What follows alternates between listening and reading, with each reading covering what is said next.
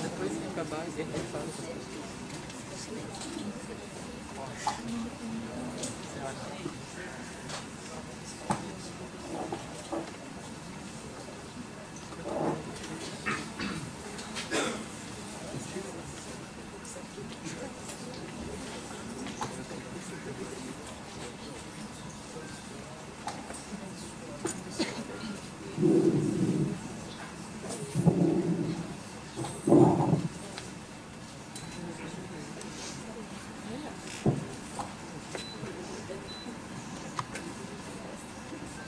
Alô?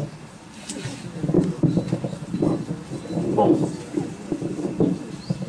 já que está tudo funcionando, vamos começar então. Boa noite a todas e a todos os presentes.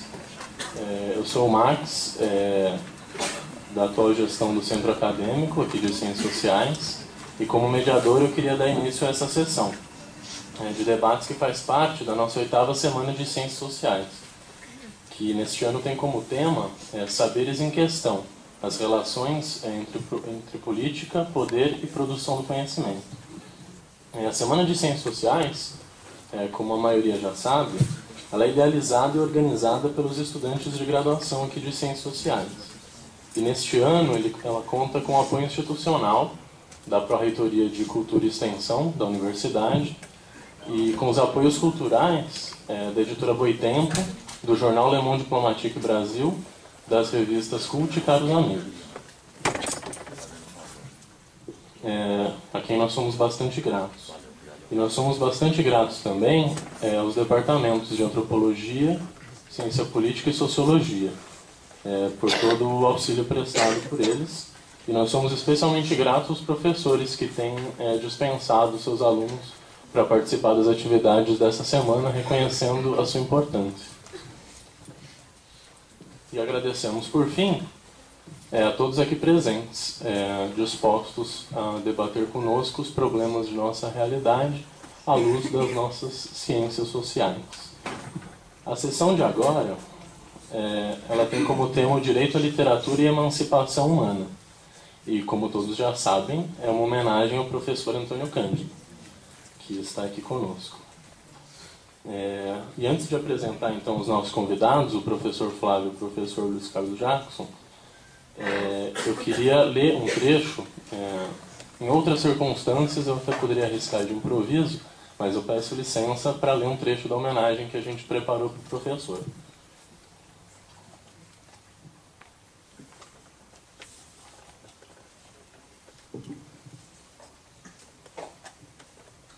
Esta homenagem ela já se justificaria se nós nos contivéssemos no reconhecimento apenas do pioneirismo do professor Antônio Cândido no trato dos conceitos e noções objetos dessa sessão de debates, cujo tema está explicitamente vinculado à conferência por ele dada à Comissão de Justiça e Paz da Igreja Católica em 1988, chamado Direito à Literatura, em que postula o acesso à literatura como direito humano inalienável.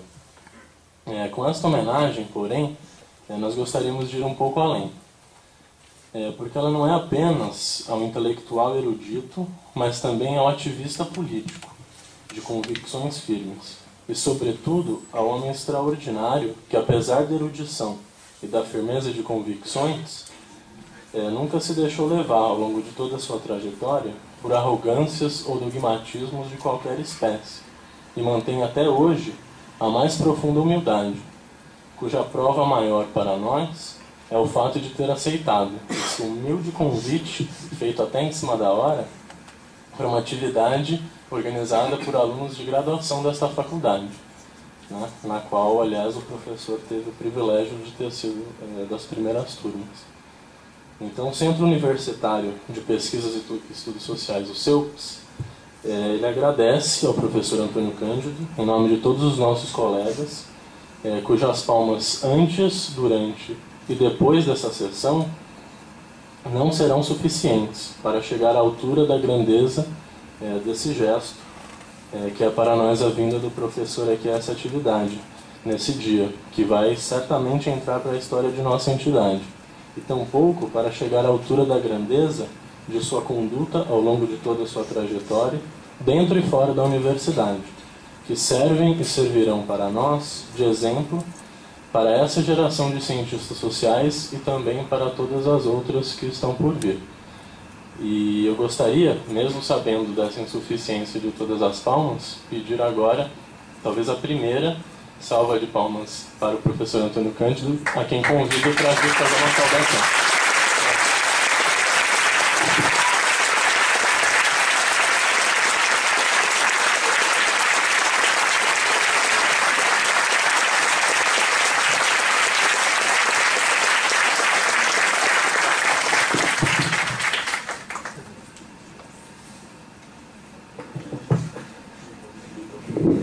Não tem problema.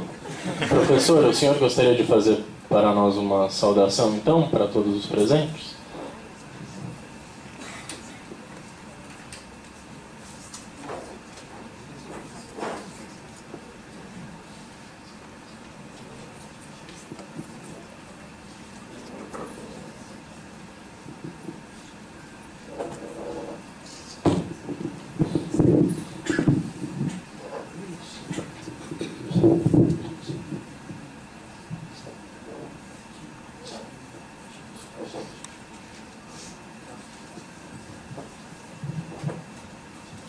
Muito obrigado.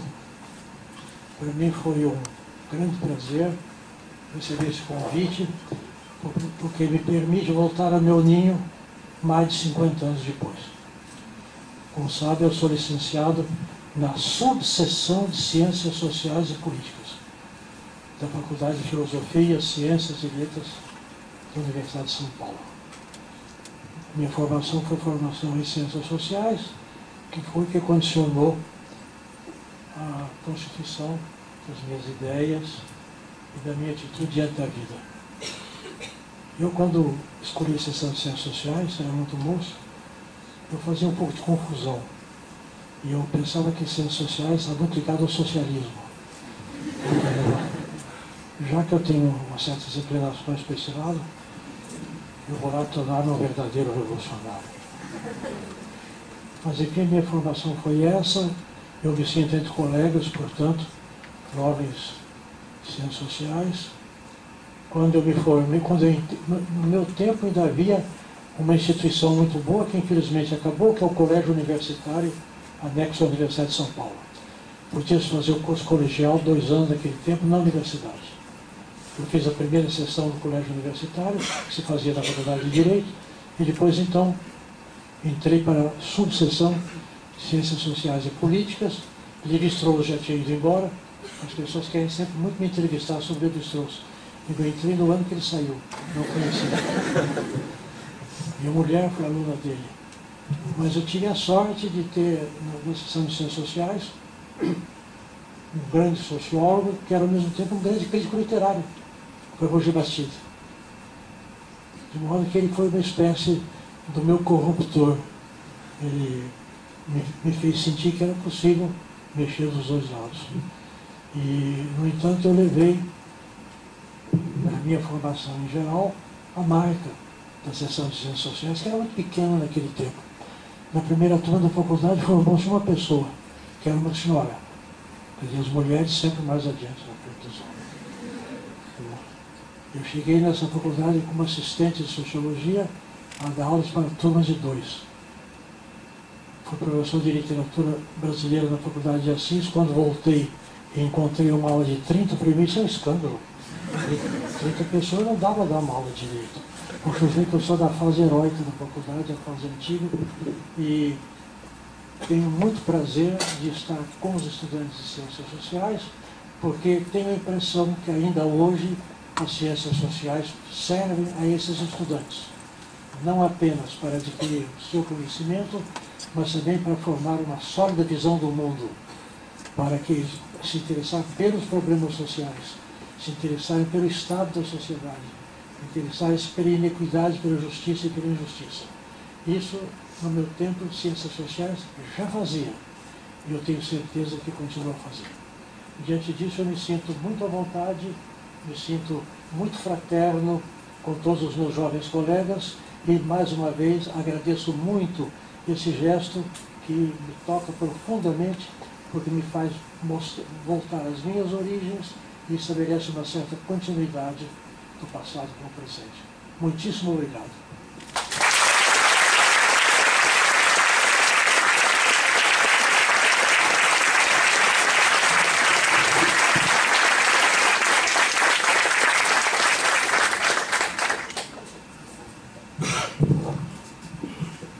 Muito obrigado, professor Antônio Cândido. Agora eu vou passar para a apresentação dos nossos dois convidados da noite. Que o primeiro é o professor Flávio Aguiar, que é professor aposentado do Departamento de Letras Clássicas e Vernáculas aqui da USP. E foi o organizador do livro Antônio Cândido, Pensamento e Militância, publicado na época por ocasião dos 80 anos do professor Antônio Cândido.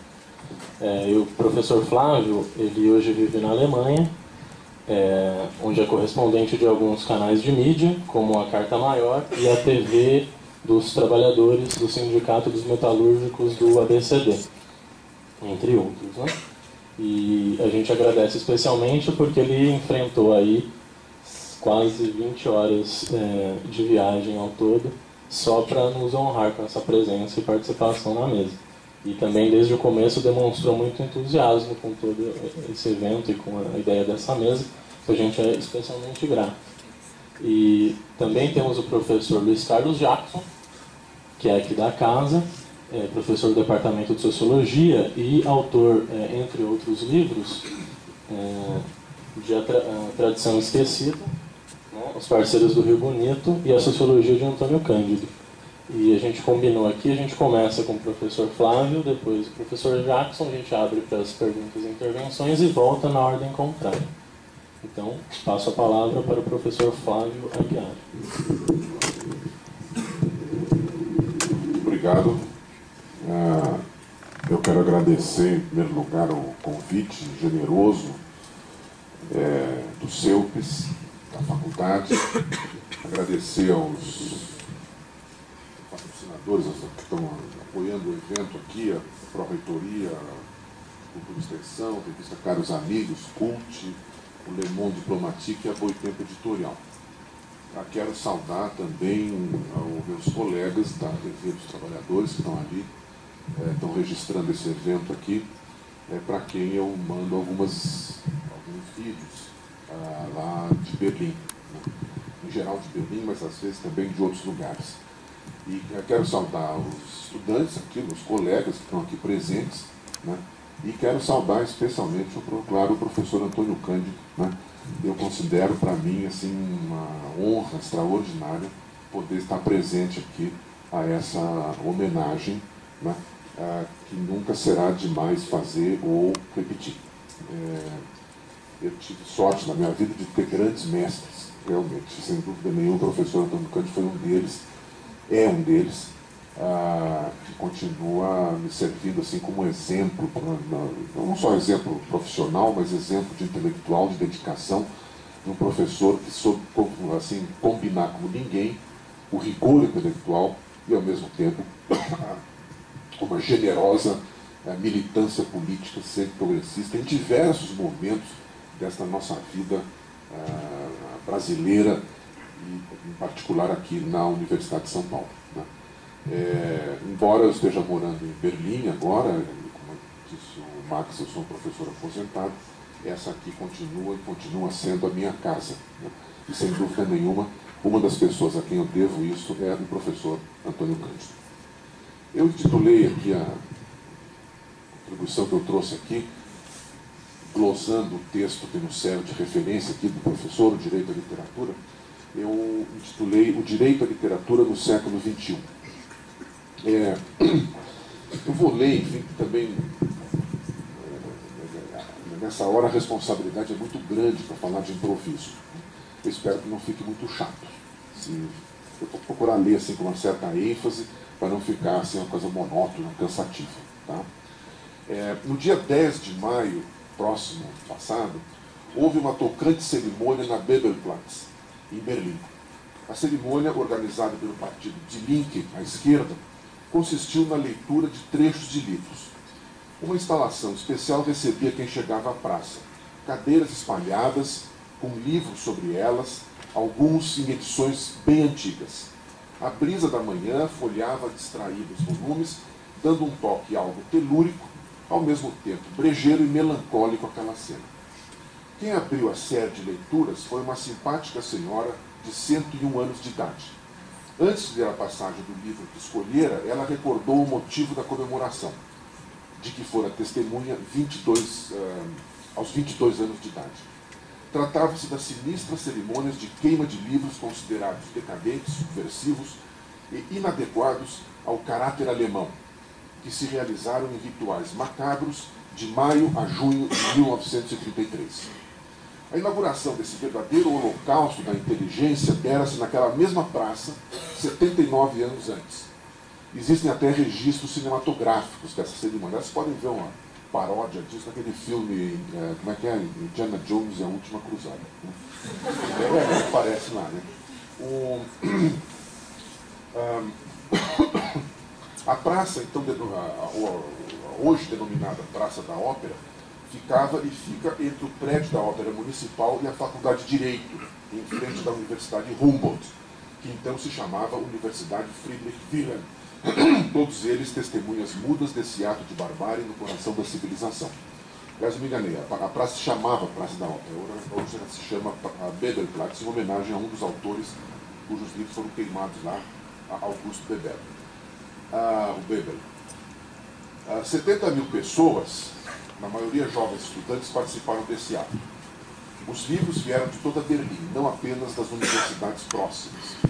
Vinham em carroças carregadas por milhares de jovens, muitos fardados com os uniformes pardos das SA ou negros das SS, guerristas, e por professores em vestes talares, quer dizer, em toga. Então, esse é um grande ritual universitário. Né? Consta, inclusive, que quem inaugurou a queimação foi o próprio diretor da Faculdade de Direito, que trouxe uma braçada de livros na própria biblioteca para jogar na pira que estava acesa. Foram incinerados 25 mil livros de diversa procedência. Bertolt Brecht, Heinrich Mann, Franz Kafka, Stefan Zweig, Erich Maria Remarque, Walter Benjamin, Ernest Hemingway, John dos Passos, Rosa Luxemburgo, Sigmund Freud, Karl Marx e muitos outros. Uns foram trazidos à pira por serem autores judeus, outros comunistas, outros social-democratas ou ainda liberais, e alguns por várias dessas razões cruzadas. E o nome da praça homenageia um dos autores condenados, o escritor e militante socialista August Bebel. Esteve presente o ministro da propaganda do regime nazista, Joseph Goebbels.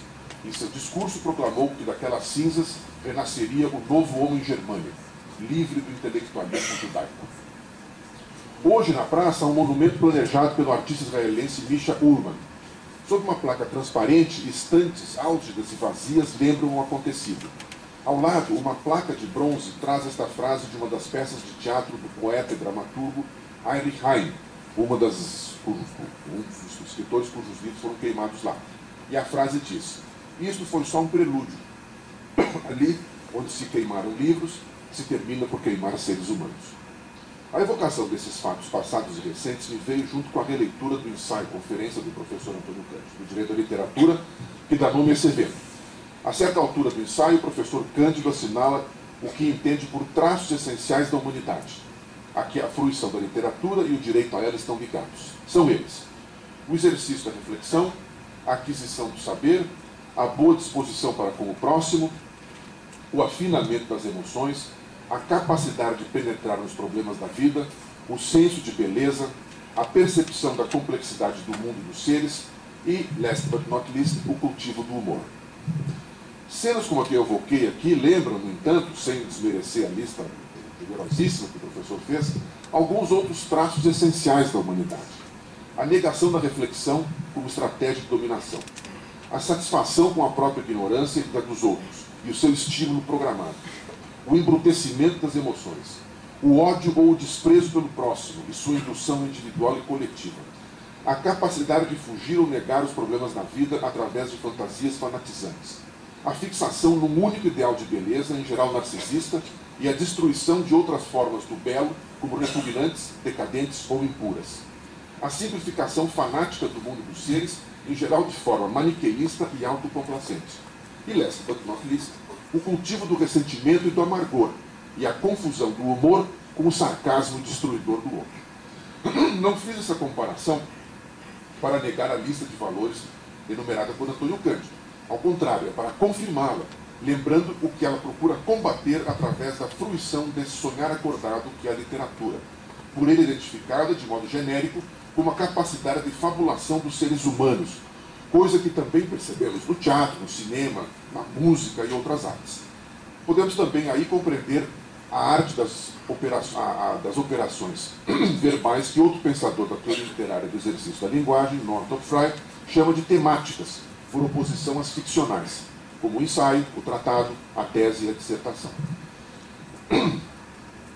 Nessa altura, o pensamento de Frye pode nos ajudar a compreender, ampliando o ponto de vista do professor Antônio Cândido. Frye visualiza a experiência verbal humana, a individual e das coletividades, como compondo, em contato com outras formas de cultura, um círculo da experiência, um autêntico anel de saber, que acompanha toda a atividade dos seres humanos e que lhes dá a possibilidade de ver sentido, algum sentido, naquilo que fazem. Essa faculdade da expressão se manifestaria de modo mais radical nas obras de arte, inclusive na literatura, por se tratar de uma experiência, agora retomando os termos do professor Antônio Cândido, de dar alguma organização a esta e superar o caos. É claro que isso não significa simplesmente que somente a boa ordem sintática das palavras ou morfológica serão significativas do ponto de vista artístico. Não. Como diz Cândido, a fruição da arte literária, seja como criador, leitor ou crítico especializado, está longe de ser algo inocente. Ela é uma iniciação à vida, e isso implica o medir-se com a pletora das dimensões da vida, inclusive seus lados satânicos, por vezes os mais criativos artisticamente, obscuros, turvos, malditos, recalcados, destruidores, como vimos na cena inicial evocada nesta fala. Dizendo de outro modo, em outra dimensão, Frye, que era pastor metodista, afirma que toda obra de arte tem algo de profundamente herético, pois trata-se de um esforço de recriar a criação, de refundar na dimensão humana o gestus, no sentido brechtiano inicial do Criador, e que isso é essencialmente bom e desejável. Dizia ainda Frye que em todas as suas formas de expressão, até de um Big Bang, o nome do Criador é um verbo, como está na versão de João Ferreira de Almeida do Evangelho de São João. Se assim for, então a criação e sua história nada mais são do que a conjugação desse verbo em todas as suas formas, modos, tempos, os que conhecemos e os que ainda não conhecemos, né? E naturalmente a fruição dessas formas de fabulação. Tocamos aqui num ponto essencial do pensamento do professor, nesse seu ensaio, Direito à Literatura e em outros. Seguindo os passos do padre Lebré, que atuou muitos anos no Brasil e teve entre nós uma influência enorme na tábua dos direitos humanos, a capacidade e o acesso às formas de fabulação seria um dos bens incompressíveis, não incompreensíveis, incompressíveis, não podem ser comprimidos, dos seres humanos. A capacidade de fabulação é uma qualidade universal, embora ela possa e até deva se manifestar de formas diferentes em diferentes culturas. Ela é como um sonho, indispensável. Portanto, por essa dimensão, ela é um direito, e como tal, um direito inalienável do direito ao exercício da liberdade, do direito de ter e de exercer direitos. De certo modo, ela é um direito, um direito primitivo, primevo, porque é através do exercício contínuo da fabulação que podemos abrir o pensamento e as emoções para a imaginação de outros mundos possíveis e, portanto, assim, começar a transformar este em algo melhor. Ou pior, retomando novamente as cenas iniciais daquela iniciação à hecatombe nazista. De qualquer modo, olhando essa faculdade e esse direito de um ponto de vista positivo, também é através dos processos de fabulação que começamos a ver o mundo e a nós mesmos com os olhos de outrem, abrindo o espírito para as aventuras das grandes transformações. Antônio Cândido fez a conferência que transformou o ensaio para livro em 1988, incluído nas edições revistas e ampliadas de vários escritos, livro publicado pela primeira vez em 1970. Pode-se dizer que a conferência culmina um ciclo do pensamento de Antônio Cândido, iniciado em 1975, com os debates do Teatro Casagrande, no Rio de Janeiro, ainda em plena ditadura militar, onde Antônio Cândido apresentou uma reflexão sobre as vanguardas literárias. De um modo geral, também pode-se dizer que esse ciclo ou momento está na moldura da intensificação das lutas pelas liberdades democráticas e pelos direitos humanos no Brasil, depois da histórica eleição de 1974, primeira desde o golpe militar de 64, em que o partido da ditadura saiu claramente derrotado das urnas. São marcos mundiais desse momento o fim da Guerra do Vietnã, em 1975, com a vitória dos Vietcongs do Vietnã do Norte contra o Vietnã do Sul e os Estados Unidos, e a queda do Muro de Berlim, em 1989, começo do fim dos regimes comunistas e da União Soviética, derrotada na Guerra Fria pelo hegemon do capitalismo ocidental a partir daí mundial, os Estados Unidos. No ensaio, o professor situa a contradição de um momento histórico, em que se vislumbra a possibilidade de construir um mundo menos desigual, eliminando, por exemplo, a fome como endemia social, mas onde permanece uma combinação de barbárie e civilização. Nessa época, muito do que era apenas uma utopia distante se transformara numa possibilidade real. No plano da consciência, se via que se a barbárie continuava permanecendo no mundo, já não se fazia o elogio da barbárie, como naquela sinistra queima de livros de 1933. Há uma consciência infusa, diz o ensaio-conferência, cada vez mais generalizada de que a desigualdade é insuportável. Esse era o contexto espiritual em que se deu um ciclo de palestras sobre direitos humanos em São Paulo, de que o direito à literatura faz parte, convivendo com as últimas etapas da definição da nossa nova Constituição brasileira, promulgada em outubro daquele ano. Podemos nos perguntar o que mudou neste contexto de lá para cá, em quase um quarto de século. É certo que muita coisa mudou no Brasil e na América Latina, tendo nós atravessado um ciclo neoliberal de desossamento do Estado brasileiro, do espaço público e da consciência coletiva, e atravessando agora um ciclo em que se tenta a reconstrução desses espaços com um sucesso relativo, pelo menos, em algumas áreas sociais.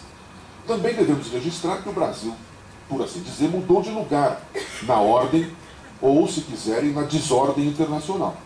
O Brasil tornou-se uma liderança mundial de médio porte, sem ter a fluência política, econômica e militar das potências dominantes, mas por isso mesmo fruindo de um trânsito político muito aberto em relação ao chamado sul do mundo e em relação a potências relativamente periféricas em relação à potência hegemônica central, como é o caso da China e da Rússia.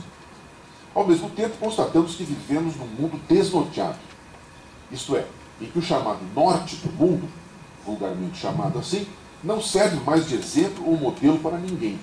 Pelo contrário, hoje vemos com alguma angústia, é verdade, que a União Europeia, sobretudo na zona do euro, está construindo a sua periferia, o seu sul, reorganizando e redistribuindo de modo franco e aberto a desigualdade social dentro de suas fronteiras geográficas.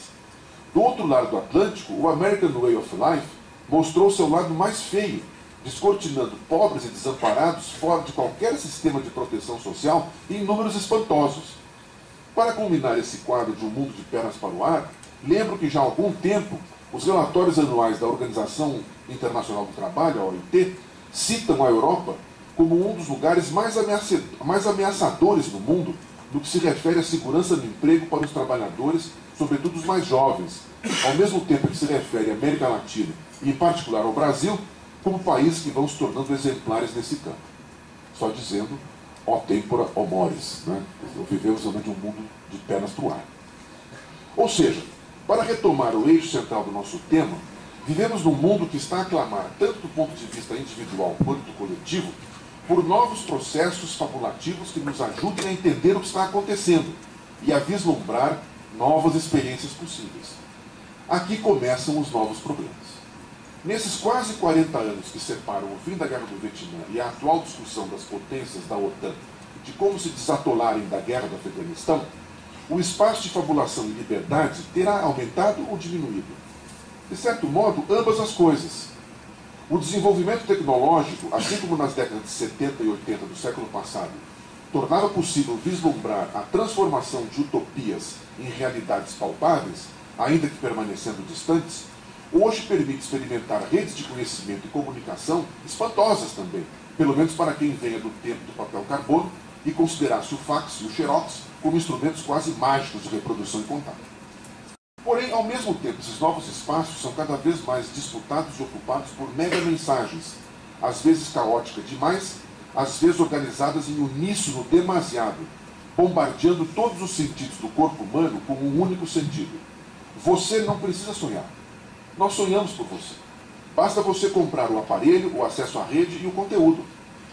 Para retomarmos uma terminologia que hoje já é quase peça de museu, você pode comprar simbioticamente o meio e a mensagem, ou se deixar comprar por eles cada vez com mais facilidade. Não nos iludamos em nenhuma das direções. Também é verdade que a telefonia celular ajudou a bloquear o golpe de Estado na Venezuela em 2002, ou que processos como o do Fórum Social Mundial seriam impensáveis sem as grandes redes virtuais de contato internacional. Mas também é verdade que com a convergência cada vez maior de redes e de aparelhagens, unificando, por exemplo, TV, telefone, móvel ou fixo, computador e rede virtual num único aparelho, se potencia cada vez mais o alcance do que a partir de retóricas especialmente construídas para tal fim, ainda que para algumas pessoas possam ser advertidas, se injeta como vírus, veneno ou sedativo nos processos de fabulação individuais e coletivos. Vou me deter num exemplo entre tantos possíveis que estou vivendo bem de perto, embora hoje a noção de perto e longe seja inteiramente outra daquela de 30 anos atrás. Faz algum tempo que parte considerável do mundo europeu, e o norte-americano também, e por extensão muito do nosso mundo, está sendo organizado de modo sistemático em torno de uma ideia de diluição do mundo conceitual de O Choque das Civilizações, The Clash of Civilizations, de Samuel Huntington. O livro com tal título, e com o subtítulo Remaking the World Order, Refazendo a Ordem Mundial, foi publicado em 1996, como desenvolvimento de um artigo de 1993, publicado na revista Foreign Affairs, onde ele tinha pelo menos um ponto de interrogação. Chamava-se The Clash of Civilizations, ponto de interrogação. Depois o ponto de interrogação desapareceu. No livro, 3 anos mais tarde, esse ponto de interrogação sumira. A conferência e o artigo eram, curiosamente, uma resposta à tese tão reacionária do Fim da História, de Francis Fukuyama, publicado em livro em 92. Não, dizia Huntington, a história não terminou. No século XXI, prosseguia ele, ela seria moldada não mais pela luta ideológica, como fora na Guerra Fria, nem pela guerra entre as nações. A luta de classes, aparentemente, não constava das suas preocupações. Ou nem mesmo por disputas econômicas. O século XXI seria moldado pelo choque entre as distintas civilizações, culturas e religiões. Huntington identificava várias civilizações, 9 maiores, para ser mais preciso, com algumas com interfaces entre elas, no caso da América Latina. Mas é claro que entre esses confrontos privilegiava-se aquele entre a ocidental e a islâmica, como apontou Edward Said na crítica rascante que escreveu sobre o livro e as ideias de Huntington, chamada The Clash of Ignorance, né? O choque da ignorância, publicado em 4 de outubro de 2001 no semanário norte-americano The Nation. Evidentemente, podemos ver traços profundos e marcantes do mundo conceitual de Huntington na macropolítica externa dos Estados Unidos, mais tenazes, pelo menos, durante o governo de George Bush Filho e depois da hecatombe de 11 de setembro de 2001, com o assalto às Torres Gêmeas de Nova York.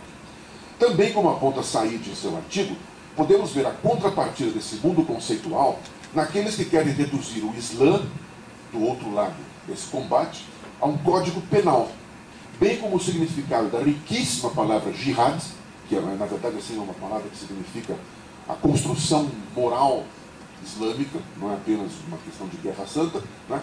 Há um amontoado de procedimentos guerreiros e indiscriminados contra inimigos mais presuntivos do que reais, incluindo crianças e inocentes. São palavras de Eduardo Said, não são minhas.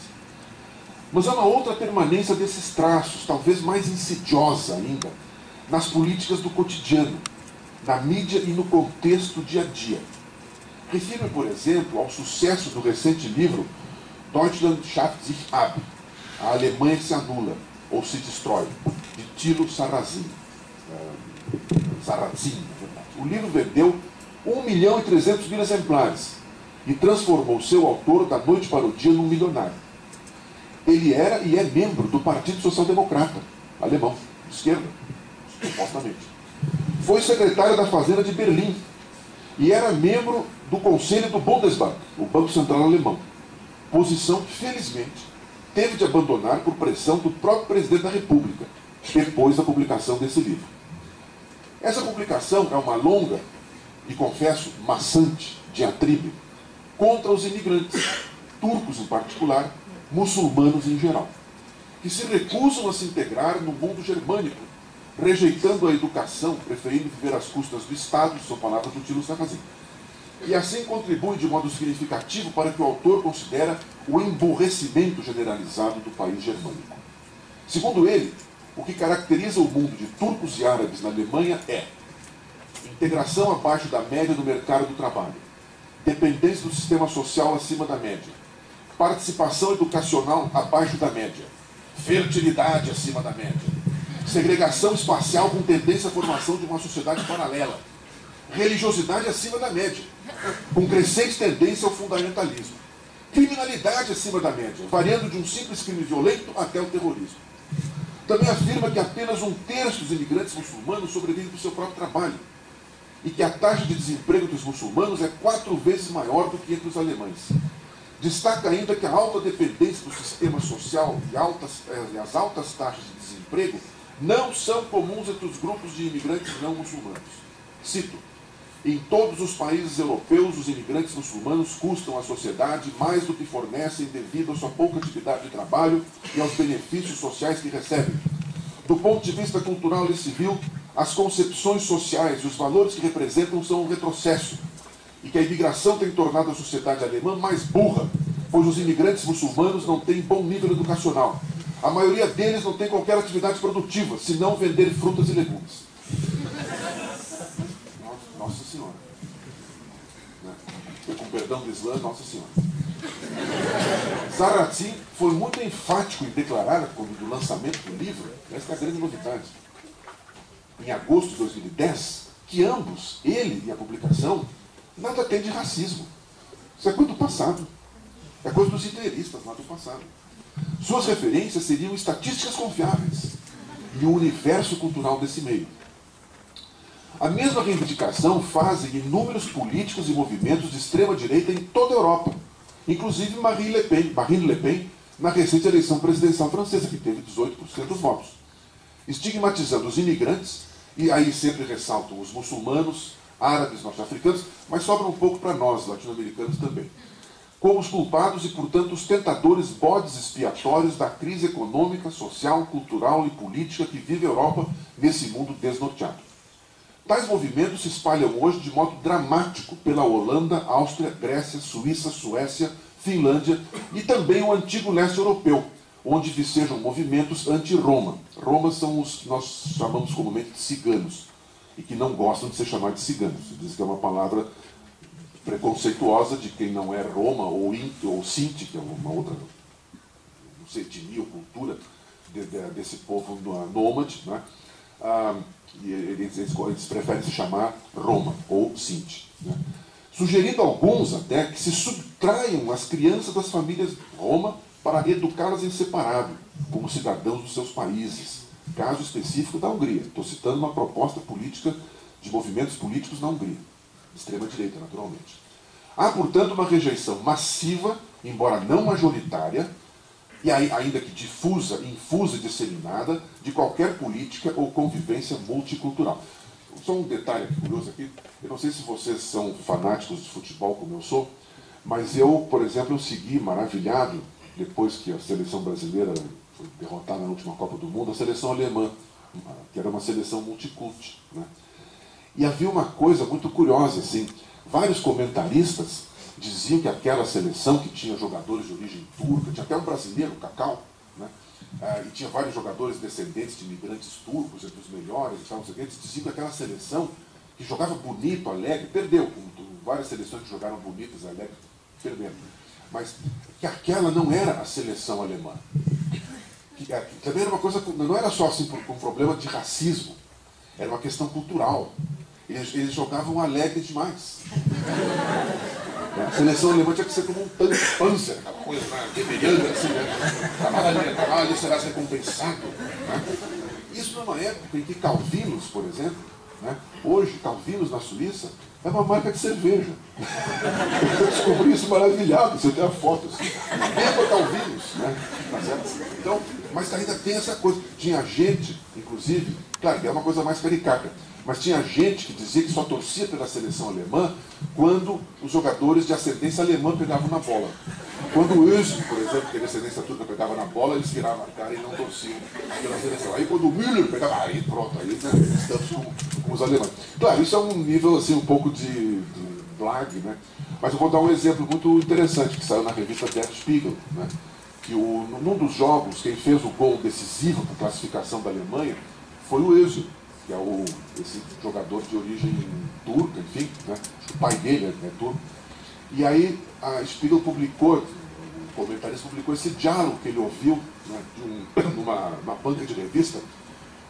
De repente o cidadão que estava comprando a revista, que era de origem germânica, sei lá, comentou com o vendedor de revista, que era de origem turca, né, dizendo assim: veja só a que ponto chegamos, depender de um turco para se classificar. E a coisa que o vendedor respondeu sabiamente, né? Ele disse: não, ele não é um turco, ele é um alemão, como o senhor e como eu. Eu podia dar outros exemplos aqui, né? Houve um exemplo trágico, tragiquíssimo, assim, num tribunal em Dresden. Uma senhora de origem egípcia tinha movido um caso contra um cidadão germânico, um cidadão russo, mas de origem germânica. Aqueles filhos de russos foram para a Rússia e lá ficaram depois da guerra.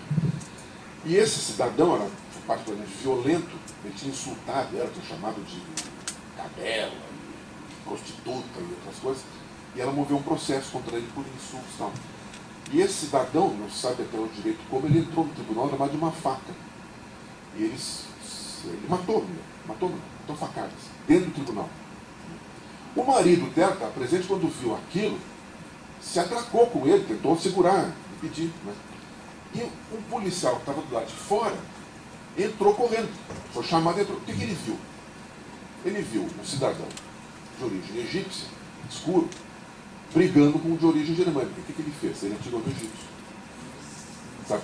Claro, vejam bem, não foi uma reação proposital, assim, mas dá uma ideia um pouco desse problema todo. Claro, isso aí é um debate enorme. E também não vamos nos enganar. Um dia eu estava conversando com um professor, se tem um país que está vacinado contra algo como o nazismo, é a Alemanha. O que não quer dizer que não ocorram casos como esse que eu estou relatando aqui. Mas vamos retomar outros casos aqui. 2 casos recentes e dramáticos espelham essa nova fabulação disfórica, grotesca e dissimuladora da natureza da crise vivida hoje pelas sociedades europeias e mundiais. É uma nova crise do sistema capitalista mundial. O primeiro caso, ocorrido na Noruega, um visionário de extrema-direita, Anders Behring Breivik, tentou eliminar o que ele via como uma esquerda multiculto de amanhã no seu país, no duplo massacre no centro de Oslo, no acampamento da juventude do Partido Trabalhista norueguês.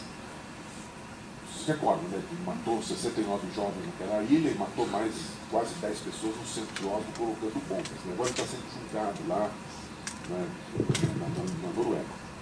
O segundo caso, a polícia alemã ficou procurando durante mais de 10 anos uma suposta máfia turca para solucionar 10 assassinatos e outros atentados cometidos. Foram 8 comerciantes turcos, um grego e uma policial. Foram mortas por quem? Ao fim e ao cabo, descobriu-se por uma célula de neonazistas, que sobreviveu 13 anos na clandestinidade, tendo inclusive infiltrações nos aparatos de segurança. O caso comoveu a sociedade e as autoridades alemãs, a ponto que o presidente recebeu os familiares das vítimas e pediu desculpas. pela cegueira coletiva que se instalou em relação ao grupo neonazi, cujos indícios foram tão conspícuos e evidentes que chegaram a chamar a atenção até do FBI norte-americano, que alertou os seus congêneres alemães sobre a verdadeira natureza dos crimes. Também podemos lembrar aqui de repetidos argumentos na mídia e fora dela, que até aqui repercutem, por vulgarizações, mas também por analistas que se apresentam como sábios, de que a crise que varre os países desse novo sul da Europa se deve às diferenças culturais com o norte, laborioso, já que naquele sul, gregos, portugueses, etc., haveria, por exemplo, uma aceitação cultural da corrupção, estou citando a mídia, da irresponsabilidade, da leniência e do favor. Parece que estão descrevendo o que a direita gosta de falar dos brasileiros. Para volvermos à nossa terra, falando da direita brasileira, lembremos da fúria que tomou conta de parte de nossas elites econômicas quando, abro aspas, aquele índio, daquela nação de índios aqui do lado, ousou nacionalizar as suas reservas de gás. Houve até quem mencionasse, além de sanções econômicas, uma intervenção militar para salvaguardar os nossos direitos. É nesse contexto complexo que voltamos a afirmar a pertinência de incluir o direito à literatura como direito à fabulação com liberdade no âmbito das lutas pelos direitos humanos como conquista individual e patrimônio coletivo. É claro que, sem prejuízo quanto ao valor dos demais processos fabulativos, cabe sempre ressaltar o valor do especificamente literário e do amor pelos livros, sejam eles impressos ou virtuais, tanto quanto pelo rico universo da oralidade, sempre presente em todas as culturas. Ressalta, portanto, a importância daquela singela cerimônia do dia 10 de maio próximo passado, recobrindo a cicatriz dolorosa e pungente com a homenagem aos livros queimados. Até mesmo porque, entre os exemplares expostos àquela brisa que os folhava algo amorosamente, estavam alguns que, era evidente, haviam sido salvos na clandestinidade por quem não se abatera perante a fúria do nazismo triunfante. Ao final do seu ensaio, o Direito à Literatura, conclui o professor. Abro aspas. Portanto, a luta pelos direitos humanos abrange a luta por um estado de coisas em que todos possam ter acesso aos diferentes níveis da cultura. A distinção entre cultura popular e cultura erudita não deve servir para justificar e manter uma separação iníqua, como se, do ponto de vista cultural, a sociedade fosse dividida em esferas incomunicáveis, dando lugar a dois tipos incomunicáveis de fruidores. Uma sociedade justa pressupõe o respeito aos direitos humanos e a fruição da arte e da literatura em todas as modalidades, e em todos os níveis é um direito inalienável. Fecha aspas e fecha o ensaio do professor. A essa justa preocupação com as desigualdades internas às diversas sociedades humanas, poderemos acrescentar também esta outra preocupação, parafraseando o texto anteriormente citado do professor. Portanto, a luta pelos direitos humanos abrange a luta por um estado de coisas em que todos possam ter acesso aos diferentes níveis de cultura e tenham suas culturas mundialmente respeitadas e estimuladas. As diferenças culturais não devem servir para justificar e manter separações iníquas, como se, do ponto de vista cultural, a sociedade se dividisse em esferas incomunicáveis. Um mundo mais justo pressupõe o respeito aos direitos humanos em e de todas as sociedades. A fruição da arte e da literatura em todas as modalidades e em todos os níveis é um direito inalienável de todos os indivíduos e de todas as coletividades, no sentido de que eles e elas venham a se conhecer melhor uns aos outros e umas às outras, tornando possível assim vislumbrar, desejar e construir o horizonte de uma cultura da paz. Para encerrar, quero lembrar que se hoje podemos fazer essa ampliação no horizonte de nosso olhar, é porque estamos firmemente assentados sobre os ombros de um gigante intelectual, que ajudou a elevar a reflexão brasileira a um nível extraordinário para qualquer cultura do mundo. Muito obrigado, professor. Obrigado.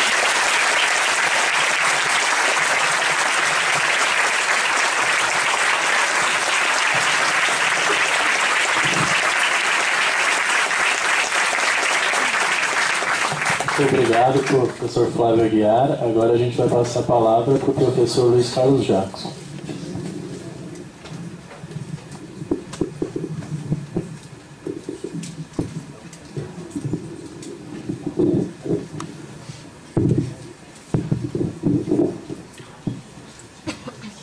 Bom, gostaria, em primeiro lugar, de agradecer muitíssimo o convite do CEUP, né?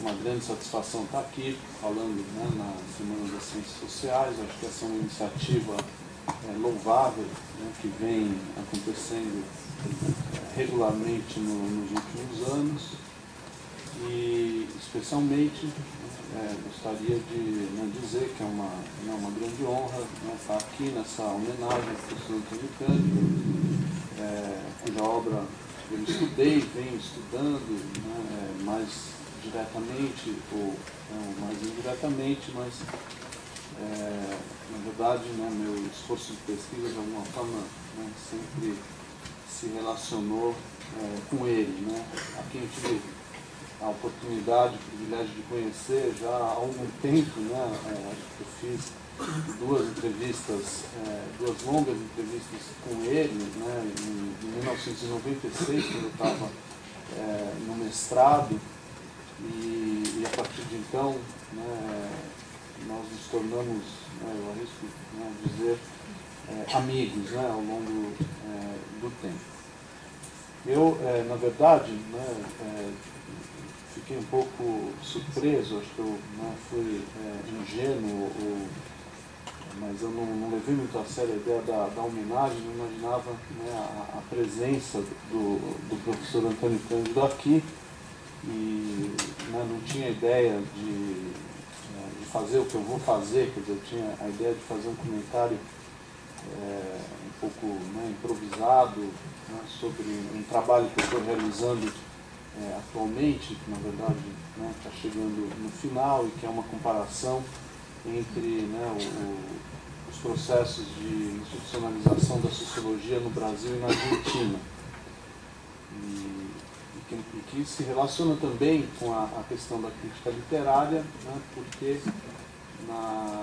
nesses dois, porque na verdade, no caso da Argentina, né, a sociologia não se constituiu como, né, o núcleo de um grupo de disciplinas, né, antropologia, junto com a antropologia e a ciência política, mas ela teve uma história, né, um pouco diferente, né, ela se inseriu inicialmente, né, nos cursos de Direito e Filosofia no final do século XIX, e depois, só nos anos, quer dizer, ela tem então uma história mais longa do que a nossa, do ponto de vista da sua institucionalização. Ela ingressa na universidade ainda no final do século XIX, mas a sua modernização é um pouco posterior à nossa, né? Então, ela acontece quando, com a criação, né, de um curso de graduação propriamente, nos anos 50, né, e que tem, né, na figura, né, do Gino Germani, uma espécie de Florestan Fernandes argentino, né, a sua figura principal. Mas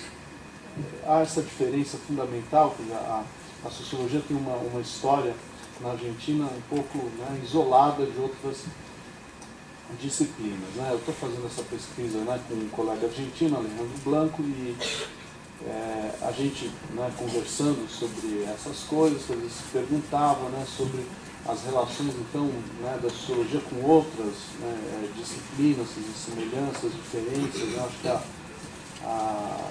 análise comparada, ela tem, né, uma grande vantagem, né, que é justamente essa de, eventualmente, desnaturalizar certas concepções, certas crenças, né, que estão muito arraigadas na cabeça da gente, e porque a gente, né, vê as coisas como elas são, e parece que elas são daquele jeito, né, em todo lugar.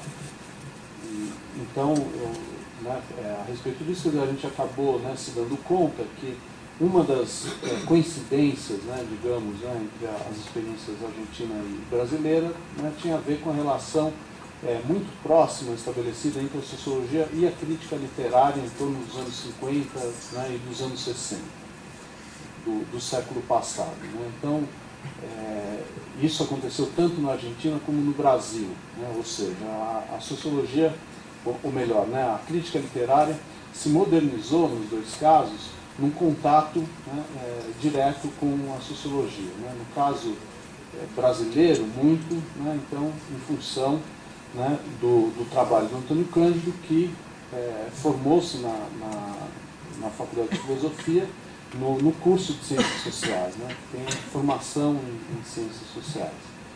E, enfim, né? Então eu vou, na verdade, deixar agora um pouco, né, a improvisação de lado. Quer dizer, o que eu vou fazer agora é simplesmente, né, ler um trecho, né, de um texto que eu publiquei recentemente, né, com esse colega, né, argentino, e o trecho do texto que trata, né, mais diretamente, né, da trajetória do Antônio Cândido, ou, né, digamos, né, do momento agudo dessa trajetória, na passagem da sociologia para a crítica literária. Eu vou então, né, começar pela biografia e passar, né, por uma análise sucinta das obras. Se vocês tiverem, né, depois curiosidade, esse texto, né, foi publicado na revista Tempo Social, né, no número recente da Tempo Social, um dossiê sobre, né, a crítica literária. E, na verdade, a grande curiosidade, né, nossa, né, foi entender, quer dizer, por que no caso brasileiro, né, a crítica se impôs com tanta força nos anos 50 e nos anos 60, né, diferentemente do caso argentino. E no caso argentino, a crítica literária, né, tem uma longa história, porque ela, né, vai se institucionalizar muito antes do que no Brasil. Ela começa, na verdade, né, inserida na universidade no final do século XIX também, né, como a sociologia, mas já como, né, curso de letras. Eu havia curso de letras nesse momento. E no Brasil, aí, né, eu acho que a institucionalização, né, da crítica é posterior, né? Então, começa nos anos 30 como a da sociologia, mas ganha força, né, digamos, nos anos 60 também, né, em função da participação direta, né, do professor.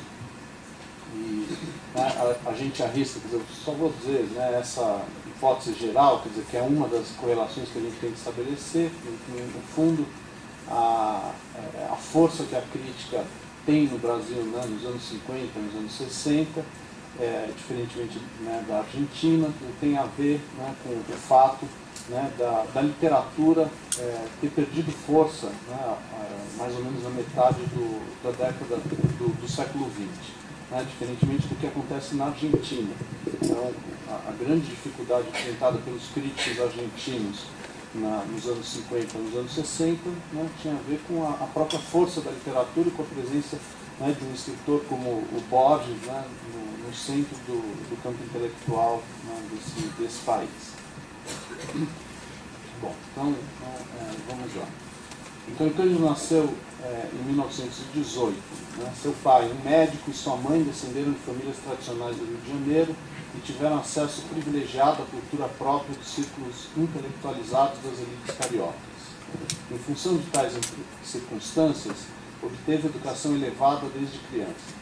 Sua iniciação literária foi precoce, mas adquiriu formação intelectual sistemática, principalmente no curso de Ciências Sociais da Faculdade de Filosofia, Ciências e Letras da USP, né, entre 1939 e 1941. E, em especial, sob a batuta de professores da missão francesa, como o filósofo Jean Mouguet e o sociólogo Roger Bastide. O clima de radicalização política posterior a 1930, né, o levou a optar por esse curso e associar toda a sua vida ulterior à militância de esquerda, que condicionou mais sua produção intelectual voltada à imprensa do que aquela derivada mais diretamente da atividade universitária. Do grupo Clima fazia parte Gilda de Moraes Rocha, né, posteriormente Gilda Rocha, né, de Melo e Souza, com quem se casou. Essa aliança matrimonial foi decisiva, servindo de lastro à carreira de ambos. Em 1942, Antônio Cândido assumiu o cargo de primeiro assistente de Fernando de Azevedo na cadeira de Sociologia 2, na qual permaneceu até 1958. Naquele mesmo ano, né, projetado na década de 40, quer dizer, projetado pela recepção favorável dos textos que publicou em Clima, né, passou a escrever semanalmente na Folha da Manhã, ingressando, né, no círculo prestigioso dos críticos que escreviam para os grandes jornais de São Paulo e do Rio de Janeiro. Desde meados, né, do século XX, enfraquecido o ciclo das grandes histórias da literatura brasileira, Silvio Romero, José Veríssimo e Ronald de Carvalho, a esfera própria ao exercício da crítica literária eram os jornais. Aqui a gente tem também uma diferença em relação à Argentina, né? País no qual, né, os jornais não tiveram grande importância no século XX, né, para a crítica literária. De toda a vida intelectual e literária argentina do século XX, ela é, né, veiculada em revistas literárias, né, mas não nos jornais. Então, né, a esfera própria ao exercício da crítica literária eram os jornais, assumiram uma coluna fixa, e um deles era uma modalidade de profissionalização do trabalho intelectual e um sinal de distinção inequívoco. Destacavam-se em torno dos anos 30 as figuras de Agripino Grieco, né, Sérgio Millier, Álvaro Lins, um pouco depois, Mário de Andrade, Otávio de Faria, o seu Amoroso Lima, entre outros. Ao ingressar nessa arena, né, Antônio Cândido legitimou-se rapidamente por meio de uma dicção mais rigorosa que lhe permitiu rapidamente distanciar-se do impressionismo predominante, né, sem, no entanto, assumir uma atitude explicitamente científica. Nos artigos, né, de abertura, como no artigo de abertura do Rodapé, né, que ele escrevia na Folha da Manhã, ele, né, então defendia uma atitude literária, né, no exercício da crítica. Os anos em que escreveu semanalmente para os jornais Folha da Manhã, né, entre 43 e 45, e Diário de São Paulo, entre 45 e 47, foram decisivos para afirmar a sua reputação como crítico, ao mesmo tempo em que lecionava Sociologia na USP. Caminhos paralelos e conflitantes que, diante da oportunidade aberta pelo concurso de 1945 para a cadeira, né, de Literatura Brasileira na USP, para a qual se apresentou, poderiam ter alterado o curso de sua trajetória, encurtando sua permanência na sociologia. A derrota de Antônio Cândido nesse concurso, vencido por quem era então professor interino, né, da cadeira, Souza Lima, ocorreu apesar do seu desempenho excelente, que pode ser dimensionado ainda hoje pela leitura de Introdução ao Método Crítico de Silvio Romero. Essa tese, aliás, lhe permitiria definir o contorno da perspectiva metodológica que iria nortear estudos posteriores, mas os seus próprios, né, mas também os de seu grupo, a partir da década de 1960. Nessa direção, né, adere à posição de T.S. Eliot e afirma a autonomia relativa da obra literária, para em seguida, tomando como contraponto o cientificismo de Silvio Romero, aproximar-se de uma perspectiva agora mais científica. 2 anos depois do concurso, Antônio Cândido afastou-se dos jornais e iniciou uma fase mais concentrada, dedicada ao ensino e à pesquisa sociológica na universidade. Isso se explica também pela mudança do regime de trabalho dos professores assistentes, que passou de tempo parcial para integral. E, né, então, nesse momento, ele se dedica à preparação, né, dos seus 2 grandes livros, dos seus 2 trabalhos principais. A tese Os Parceiros do Rio Bonito, defendida em 1954, publicado em 1964, 10 anos depois, e, né, A Formação da Literatura Brasileira, publicado em 1959. Em relação à formação, não havia dúvida a respeito da intenção do autor de inscrever-se na linhagem dos grandes ensaios de interpretação do Brasil, e também na linhagem, né, das histórias literárias. Mas o livro sobre o mundo caipira não foi compreendido nessa chave. Este se afastaria, os parceiros, né, se afastaria dessa tradição por seu objeto aparentemente restrito, né, e pelo fato de ser um trabalho acadêmico. Algo destoava, entretanto, nos parceiros em relação à grande maioria das teses defendidas na USP na mesma época. O texto menos carregado e a utilização discreta das ferramentas teóricas tomadas da sociologia e da antropologia na construção do seu argumento distanciavam-no do cientificismo vigente. A interpretação não era neutra, mas diretamente interessada nas soluções políticas dos problemas sociais diagnosticados. Além disso, a reconstrução histórica realizada na primeira parte da tese, visando recuperar o processo de formação da sociedade caipira paulista, também o aproximava do ensaísmo brasileiro. Antônio Cândido enfrentou pelo avesso, nesse livro, o processo amplo, né, de nossa formação histórica e social, privilegiando o agricultor pobre e a pequena propriedade rural em sua análise. Desse ponto de vista, recuperou o papel desempenhado por esse sujeito, nomeado nas diversas regiões do país como matuto, tabaréu, caboclo, sertanejo, menosprezado pela maioria dos autores que haviam estudado o processo de formação da sociedade brasileira. Certo pessimismo permeava sua conclusão. Diante da modernização capitalista em curso, haveria uma crise dos meios de subsistência do caipira que poderia levar ao seu desaparecimento. O autor defendia a realização de uma reforma agrária que deveria levar em conta sua realidade social específica, radicalizando a posição encampada anteriormente por autores como Euclides da Cunha e Emílio Willems. Como dois gêmeos distintos, o que está explícito na formação esconde-se nos parceiros e vice-versa. A intenção de dialogar com a tradição do ensaísmo brasileiro manifesta-se apenas implicitamente nos parceiros. Na formação, é a relação mais direta com o contexto acadêmico no qual o autor estava inserido que está encoberta. O livro parece descolado das disputas acadêmicas e dos dilemas profissionais enfrentados pelo autor, mas a disputa com a direção dominante da sociologia paulista, que nesse momento privilegiava objetos como desenvolvimento econômico e desvalorizava a cultura como matéria de reflexão, está presente nas entrelinhas. A obra resultou de uma encomenda do editor José de Barros Martins em 1945, que imaginou a realização de uma história da literatura brasileira em 2 volumes. Tratava-se, entre outras coisas, de engrossar o coro dos que se indignaram com o resultado do concurso já mencionado de 1945. O pano de fundo histórico mais geral da empreitada seria o do pós-guerra e da democratização brasileira, interrompida em 1964, cujo clima geral pode ter influenciado a tese relativamente otimista defendida na obra. Esta afirma a concretização de um movimento histórico iniciado no século XVIII, durante o arcadismo, concluído no XIX por meio do romantismo.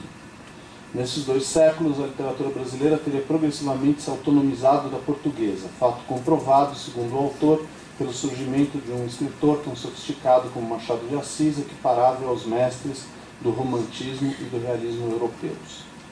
A noção de sistema literário é central na argumentação desenvolvida na formação, e remete à dimensão social e histórica da literatura.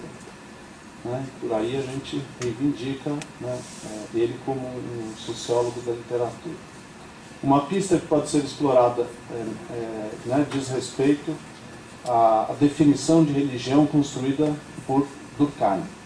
O sociólogo francês considerava as religiões como fatos sociais e as definia como sistemas, ou seja, como totalidades formadas por partes interdependentes, as crenças e os ritos, compartilhados por grupos sociais determinados, as igrejas.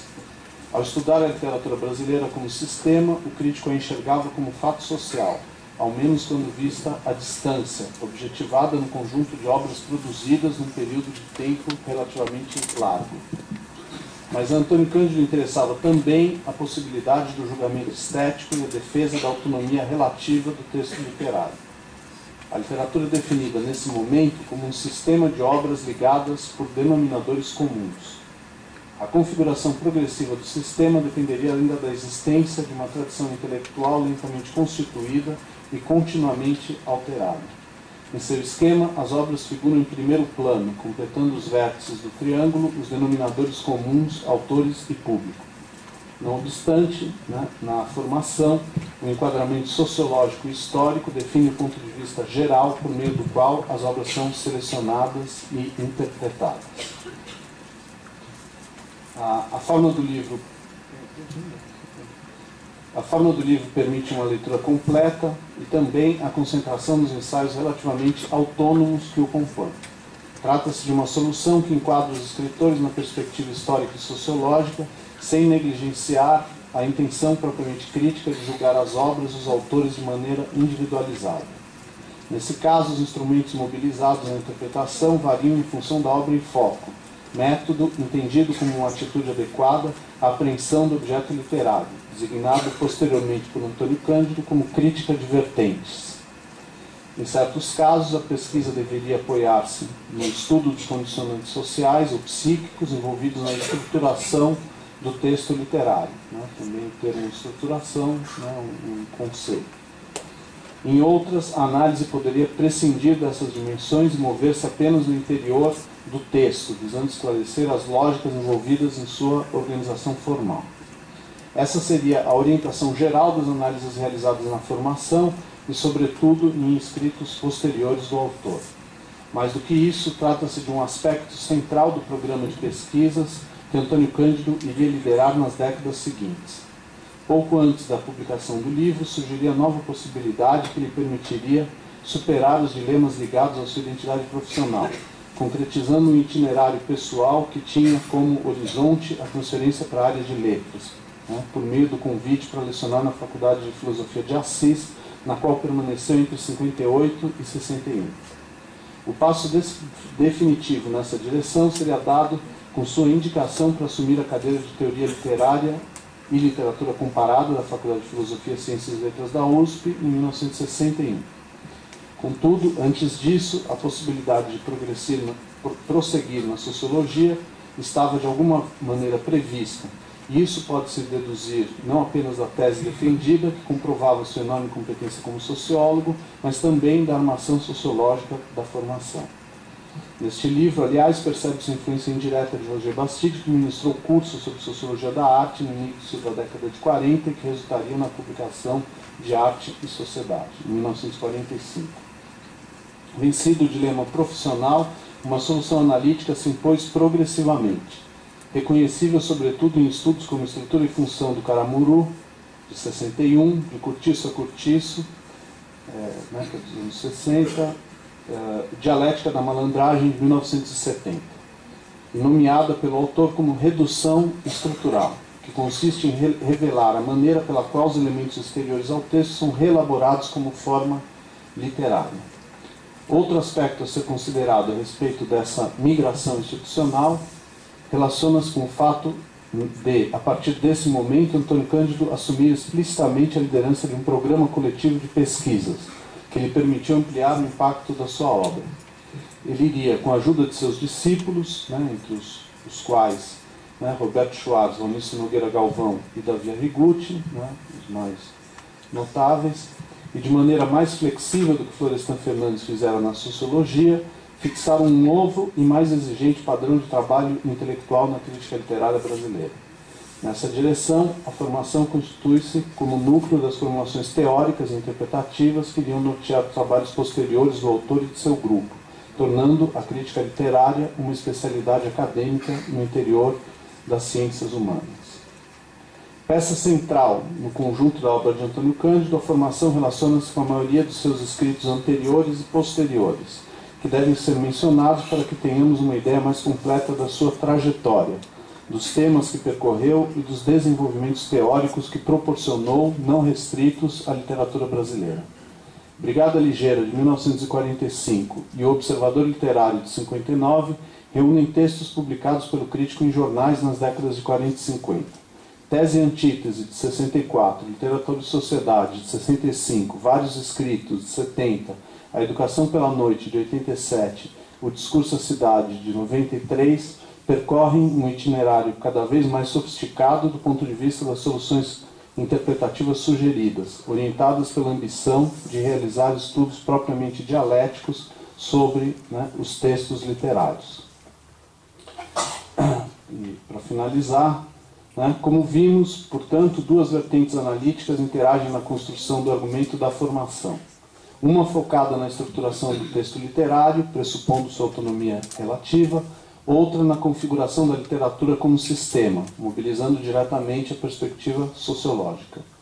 Essa dupla orientação estética e sociológica constituiria, desde que articuladas as dimensões, uma análise propriamente dialética no entender do autor, por esclarecer no mesmo passo a realidade interna ao texto e a relação de interdependência com o meio social circundante.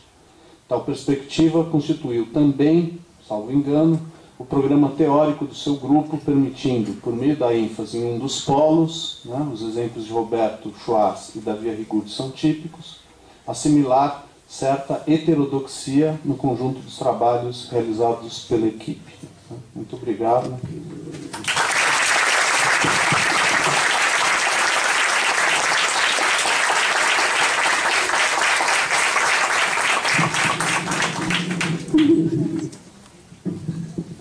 Muito obrigado, professor Luiz Carlos Jackson. A gente vai abrir para 10 inscrições para intervenções e perguntas, para depois voltar com os nossos debatedores. Eu só queria pedir antes desculpas, porque, enfim, por estar um pouco, digamos, nervoso e bastante atrapalhado, eu esqueci de transmitir as desculpas do professor Jorge de Almeida, que... Desculpa.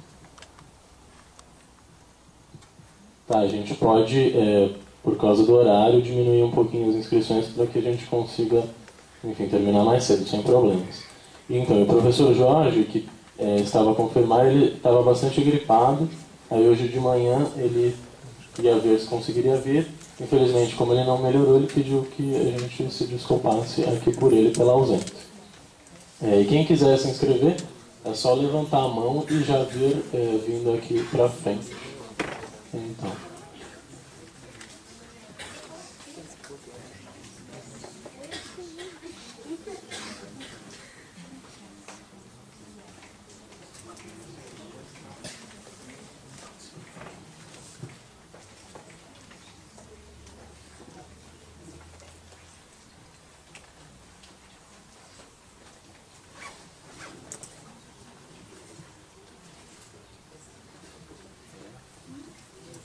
Bom, alguém tem... Não, tá. Ok. Então, se estão todos muito contentes e satisfeitos, eu pergunto aqui para os professores se gostariam de fazer... A Juliana gostaria de fazer uma intervenção antes. Ok.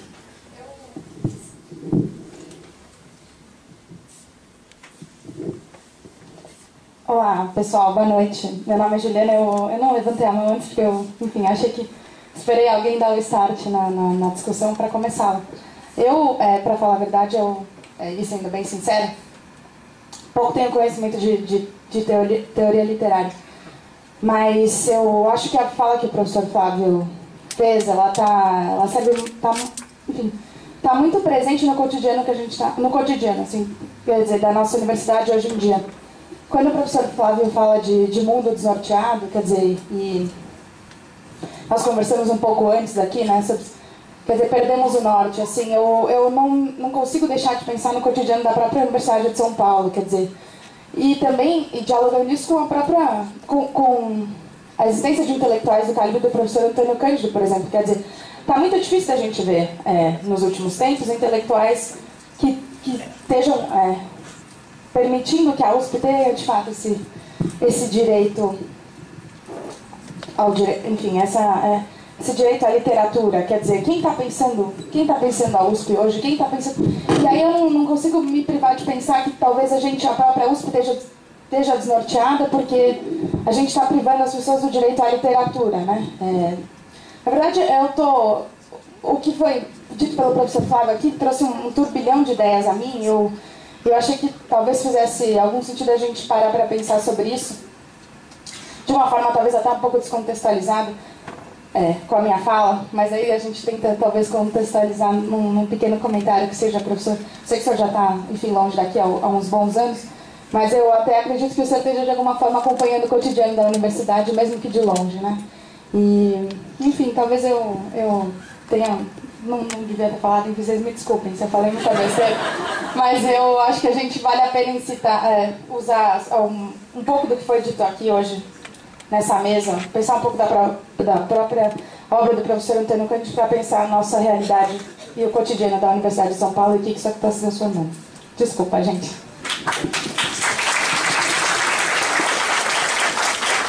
Obrigado, Juliana.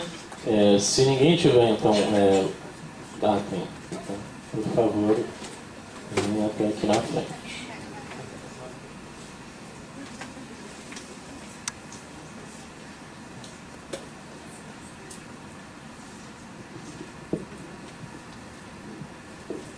Licença, gente, boa noite. Eu queria agradecer pessoalmente a presença do professor Antônio Cândido, é uma honra.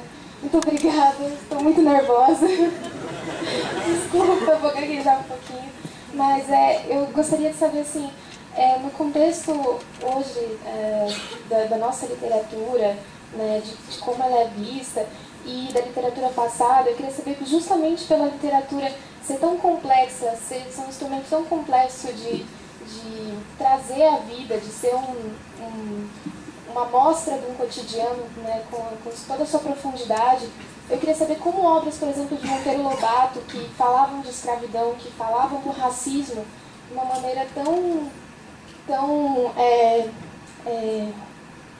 óbvia, de uma maneira tão direta, e como homem do tempo, como pessoas de um certo tempo, escreveram uma literatura de um certo tempo e como ela hoje deve ser analisada. Como esse instrumento complexo, né, que é um fundamento para a nossa vivência, né, que é a base da minha, ele deve ser visto desse ponto de vista de ser datado ou não, de questões que ficam hoje, né, difíceis de ser tratadas dentro da escola, fora, enfim, todos os...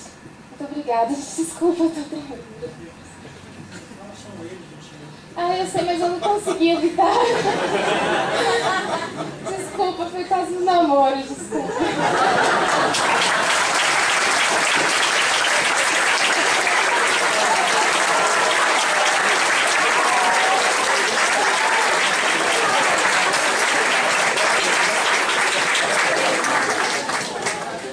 Era só isso que a gente ia lembrar, que as questões elas são aqui para os debatedores, que o professor Antônio Cândido é só o nosso homenageado da noite.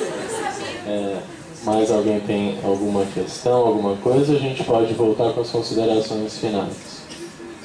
Então beleza, então a gente volta com o professor Luiz Carlos Jackson agora fazendo a ordem inversa com as considerações finais, e depois a gente passa para o professor Flávio Aguiar.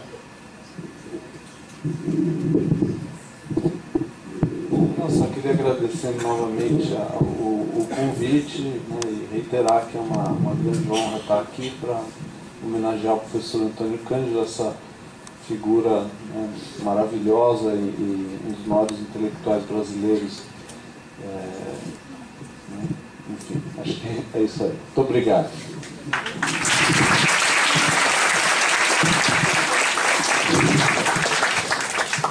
Bom, passar então ao professor Flávio Aguiar agora, para as considerações finais, até lembrando que a Juliana tinha feito as perguntas diretamente para o senhor. Em primeiro lugar, eu queria dizer que eu também estou muito nervoso. Falar na presença do professor Antônio Cândido, dos colegas aqui, de vocês, estudantes, enfim, né? Eu acho que é uma situação curiosa essa, assim, porque, por exemplo, agora, só um detalhe, assim, em março eu estive aqui e meus últimos orientandos de pós-graduação defenderam as suas teses. Então até pensei assim, agora, a próxima vez que eu for ao Brasil, eu não vou à USP. Não é ódio, não é nada, pelo contrário. Eu quero dizer assim, não vou só para fazer uma coisa diferente, né? Agora eu estou aqui, né? Esse convite eu vim para cá só para fazer isso aqui praticamente. Aí dou uma outra observação de meio ambiente, quando o Max pediu para ver se tinha alguma pergunta, alguma coisa, se viu aquele silêncio, né? Eu me lembrei de uma história, uma anedota verdadeira que aconteceu com um professor e um estudante conterrâneos meus lá do Rio Grande do Sul, há muitos anos atrás. O professor era um professor conservador para burro, mas era muito inteligente. Era um tempo que os conservadores eram muito inteligentes. Também. O professor Armando Câmara, que era um católico carola para burro, assim, mas ele era um homem assim, de uma integridade assim, a toda a prova, impressionante. E ele era muito compreensivo com os estudantes, tudo. E, naquela época ele era professor de Direito, de Filosofia do Direito. E ele, naquela época, tinha exame oral no fim do ano. Né? Havia 2, 3 alunos, 5, 6, 10, era uma multidão, né? Então a última prova, além da prova escrita, de cada ano era uma prova oral. E aí chegou um aluno para ele e está muito nervoso, assim, nervoso, não conseguia falar no direito. Aí ele tinha um vozeirão, assim, mas por que o senhor está muito nervoso? Ela chamava senhor, né? O professor chamava os alunos de senhor. Então eu disse, não, professor, é porque eu saí mal na prova escrita e eu estou precisando de uma nota alta agora para passar na prova oral. O que é que o senhor precisa? 5. Que era a nota mínima, né, de aprovação. Aí ele disse, olha, então eu vou lhe fazer uma pergunta simples. Fale-me sobre o ser. Sobre o ser. O aluno ficou sem... não disse nada, né? Aí o professor Armando perguntou, o senhor está perplexo? Sim, professor, eu estou perplexo. Muito bem, meu filho. A primeira atitude do filósofo perante o ser é a perplexidade. Vai em paz, o senhor tem seus 5.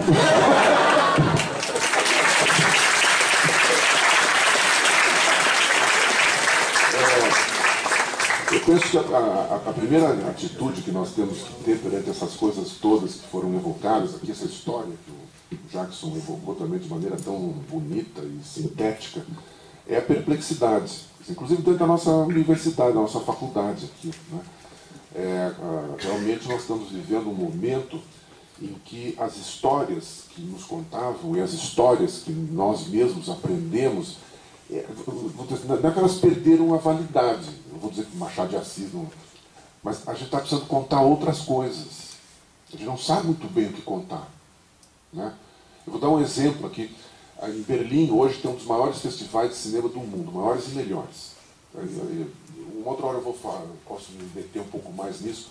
É devido à organização e o sentido do festival. E ele é um grande termômetro assim, do que está rolando no cinema, na Europa, muito mais importante que o de Cannes, por exemplo, e muito menos comercial que um Oscar ou outra coisa assim. E esse ano, por exemplo, houve um único filme. O festival apresenta assim, mais de 200 filmes, em centenas de eventos e tudo. Um único filme, e infelizmente muito ruim, falava da crise financeira no mundo europeu. Eu fiquei perplexo, assim, eu fiquei perplexo. Mas eu me dei conta, quer dizer, ainda não, as pessoas não estão conseguindo contar o que está acontecendo. Isso tem a ver com esse sentimento do norte, né? Quem me falou primeiro isso foi um professor, um amigo, inclusive, que é lá do Instituto Latino-Americano, da Freie University, que ele veio ao Brasil, né? E ele conhece muito bem o Brasil. Ele é professor da área de ciência política e ciência econômica. E ele percorreu várias universidades e ele voltou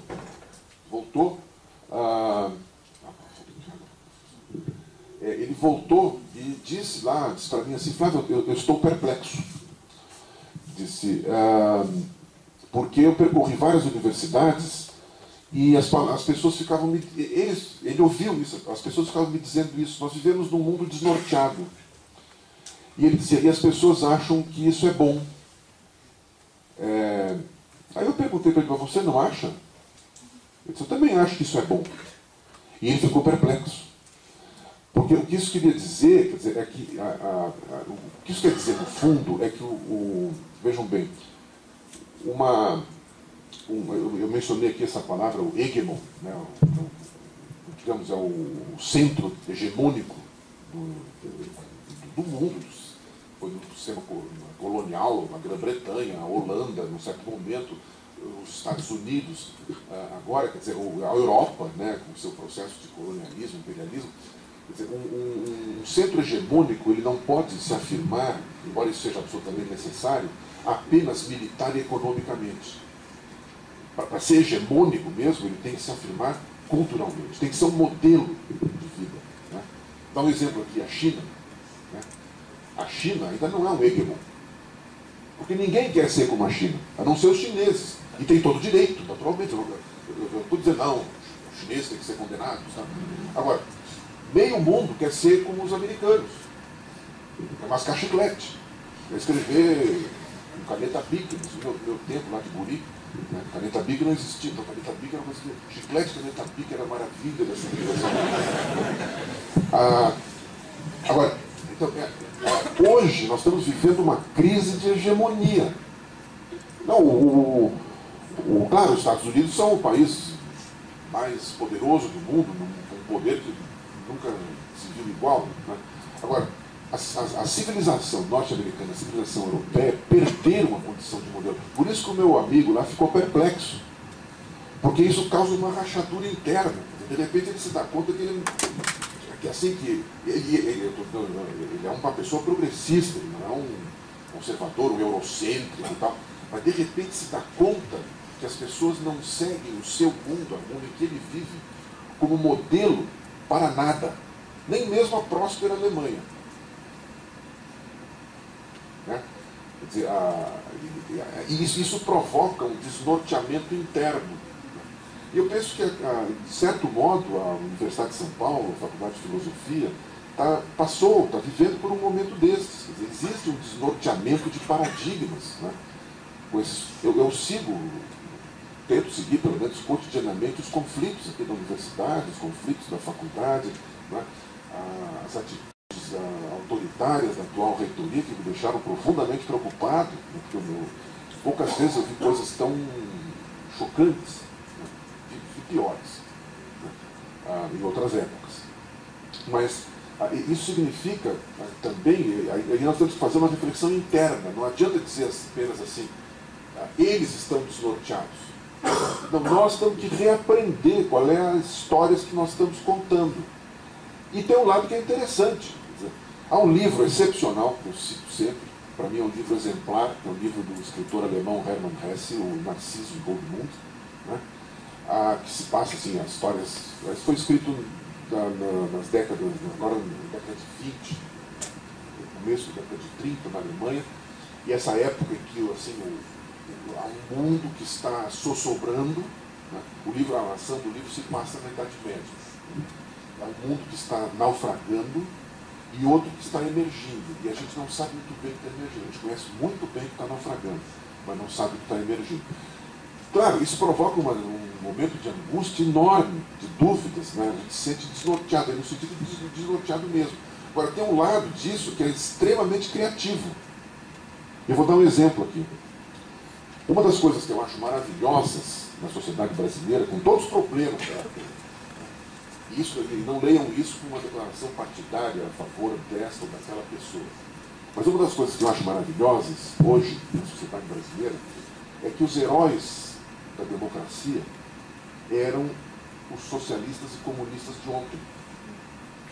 E eu vou dizer uma coisa para vocês. Nós não éramos democráticos. Não éramos. Para nós era assim. A democracia é legal enquanto nos favorecer. Claro, eu estou fazendo uma redução aqui. E aí havia espíritos belíssimos, grandes espíritos. O professor aqui está dizendo. Né? Agora, era assim, a democracia é legal enquanto nós estamos aqui fora do governo. Agora, quando nós chegar lá, aí essa história vai acabar. Porque nós somos a encarnação da história. Isso desapareceu. Felizmente. Naufragou. Eu não vou dizer que a democracia seja um valor universal, porque isso é uma forma reservada a um certo tipo de democracia que é imprescindível, né? Mas o que nós chegamos à conclusão, depois de todo o sofrimento, é que a democracia é um valor permanente. Ela tem que se dar desde sempre, desde agora, desde aqui, nos bancos universitários. É um valor permanente. Não é para dizer assim, agora, momentaneamente, nós vamos suspender a democracia porque nós vamos fazer o bem para todos. Não, sem umas formas mais ousadas de participação, não existe realmente a possibilidade da construção de uma sociedade de fato democrática. Vejam bem, o comunismo caiu. O que saiu do homo soviéticos, o novo? Olha esse ponto infernal de máfias, né? Nas quais, por exemplo, o lado pior são aqueles que chegaram atrasados e não tem mais o que privatizar, porque já foi privatizado tudo. Só restou para privatizar as obras completas de Brezhnev, por exemplo. E então eles ficam se destruindo uns aos outros. É o que está acontecendo na Ucrânia. É uma luta de máfias assim, pelo poder do Azerbaijão e outras mais. Né? E, enfim, a guerra entre o Vladimir Putin e os oligarcas, os neo-oligarcas russos, que são das piores coisas que existem no mundo. Né? E não estou fazendo isso para fazer o elogio da Europa Ocidental. Está aí a OTAN bombardeando o norte da África, achando que isso é libertar todo mundo, bombardeando o Afeganistão, etc. Agora, eu acho que o fundamental é isso. Nós estamos vivendo um processo radical de reorientação das grandes narrativas das quais nós fazemos parte. Houve um momento, esse momento que eu citei aqui do fim da história, do pensamento do Fukuyama, houve um momento em que se pensou, quer dizer, era um tema que se discutia, não, as grandes narrativas acabaram. O Huntington, que é um pensador conservador, ele disse, não acabaram, peraí, existem outras coisas que estão... E aí ele tentou encaixotar esse mundo dentro dessa visão de uma guerra de civilizações. Né? Ele até diz, não é que eu acho isso desejável, mas assim é. Né? Mas isso é um encaixotamento, isso é uma repetição de teses defendidas pelo Burkhardt lá no século XIX, né? E a respeito, aí era o choque da civilização contra os bárbaros éramos nós. Éramos nós que não vivíamos na Europa. Né? Então, isso é a tentativa de conter o que está acontecendo dentro das velhas grandes narrativas, porque também as grandes narrativas não desapareceram, mas elas estão mudando de lugar. E nós estamos vivendo essa época, como o Narciso e o Goldmundo, no romance do Hermann Hesse, viveram, de podermos estar construindo uma narrativa que nós não sabemos qual seja ainda. Certo? Isso é muito rico. Isso acontece aqui na Universidade de São Paulo também. A Universidade de São Paulo foi criada, né, num momento para criar uma elite pensante, todos os sentidos que essa palavra tem, positivos e negativos, né, que refletisse um novo momento da sociedade brasileira, depois da chamada Revolução de 1930, logo em seguida. Em parte era uma reação diante de alguns princípios democráticos que a Revolução defendeu, em parte era uma tentativa também, felizmente dominou em muitos setores, de formar um pensamento radical mais amplo, e dominou aqui nessa faculdade, a Faculdade de Filosofia, hoje Letras e Ciências Humanas, Faculdade de Filosofia, Ciências e Letras, então. Né? E isso foi assim, esse fio da meada. E hoje nós estamos vivendo um novo fio da meada que nós não sabemos muito bem qual seja. Tá certo? Então, precisamos ficar assim, aguçados para esse momento. Eu sugiro fortemente, pega esse romance, tem uma boa tradução, chama-se Narciso e Goldmundo. É um romance Narciso, que não é narcisista, é o prior do convento onde Goldmundo estuda, e Goldmundo, como o nome diz, se solta pelo mundo, né? E vive essas histórias desse mundo fantástico, né? Que no caso lá do Hermann Hesse era o mundo, digamos assim, era o estertor do mundo aristocrático europeu diante da ascensão dessas poderosíssimas então forças, né, que dilaceravam a sociedade. Hoje nós estamos vivendo também aqui no Brasil uma emergência, nós não sabemos do que é. Tem gente que olha para isso, eu sei de uma senhora, talvez com boa intenção, lá no aeroporto de Congonhas, né, olhou para o aeroporto e disse, nossa, isso aqui está parecendo uma rodoviária. O que significa isso? Assim, tem gente que está viajando que nunca viajou. Então, e nós estamos fazendo uma viagem que nós nunca viajamos. Nós não sabemos ainda para onde isso vai. Pode ir para o brejo. Fala-se, uma nova classe média. Né? Eu não vou deixar essa discussão, não sei se é nova classe média ou o quê, mas claro que a classe média aumentou no Brasil. Senão, agora, isso pode dar também algo muito conservador, de repente. Pode desaguar num mundo muito conservador. Então nós temos que pensar o que nós vamos narrar. Uma coisa é certa. Nos últimos anos, eu estou encerrando, nos últimos anos eu participei de várias aventuras editoriais. E uma das mais editoriais e culturais também, uma das mais edificantes que eu participei foi, eu dirigi a prática. O grande diretor era o Gianni Ratto, o grande Gianni Ratto. Né? Mas eu fui o diretor executivo, digamos assim, de um projeto na Prefeitura de São Paulo, chamado Projeto de Formação de Público, que consistia em levar crianças, pré-adolescentes em geral, ao teatro. A maioria deles nunca tinha ido ao teatro. Aí teve muita coisa, assim, a gente achava no começo que nós éramos heróis culturais, que íamos levar a cultura ao povo da periferia de São Paulo, tal, tudo bobagem. Nós íamos escrever em páginas em branco. Não. Nós descobrimos que tem teatro na periferia de São Paulo que não acaba mais.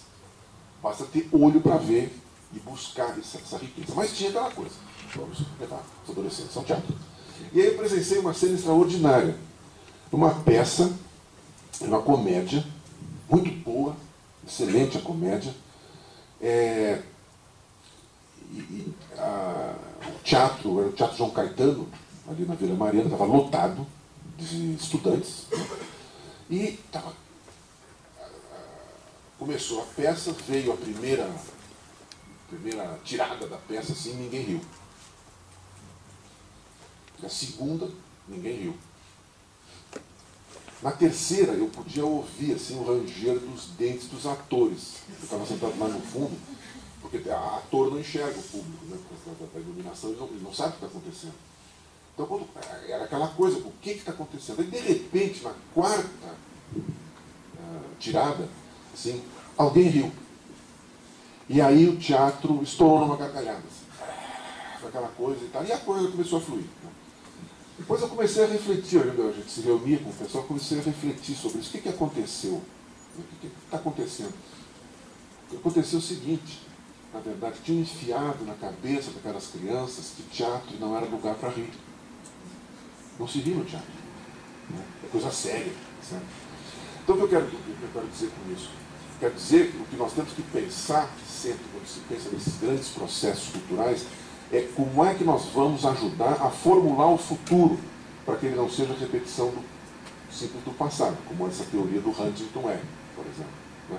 Que é uma repetição descolorida, que hoje está descolorida mais ainda por gente como esse Tilo Sarrazin, aqui, que eu mencionei aqui.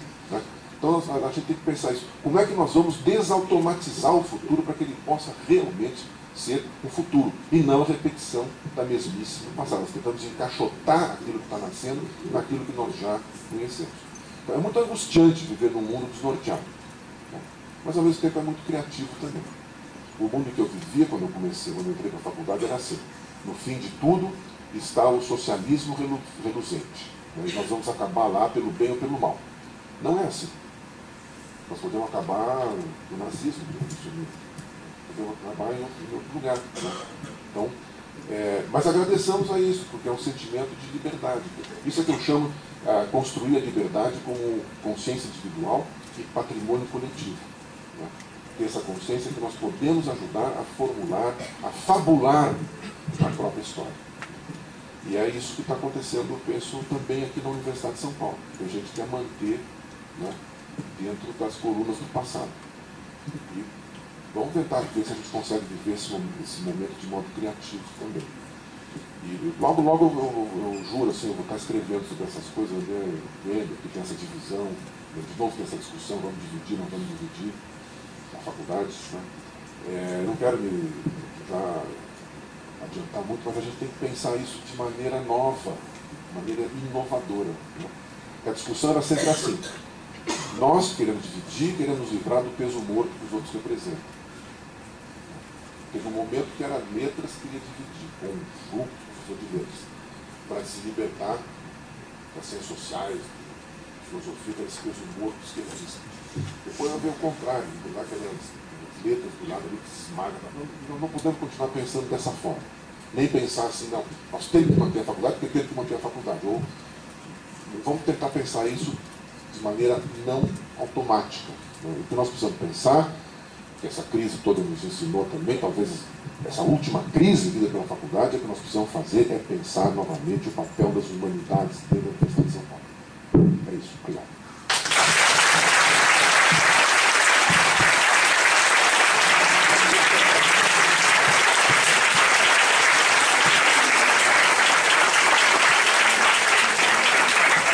Obrigado, professor Flávio de Aguiar.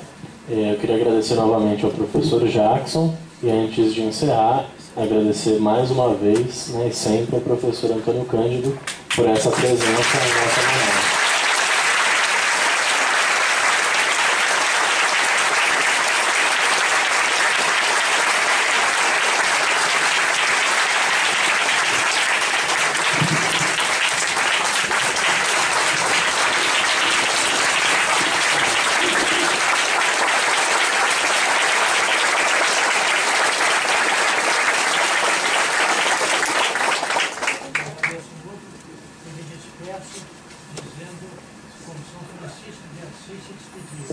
Nos encontraremos no céu.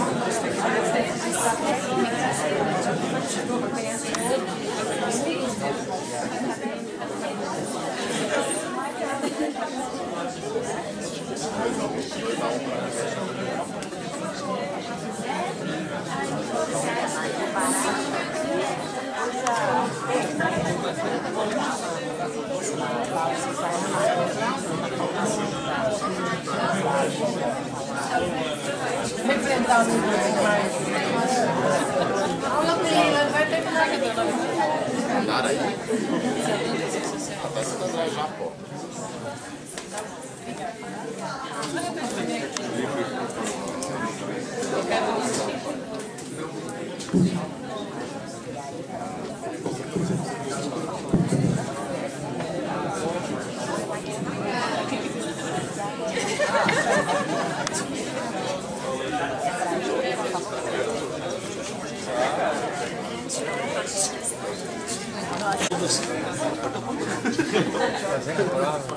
Da última coisa.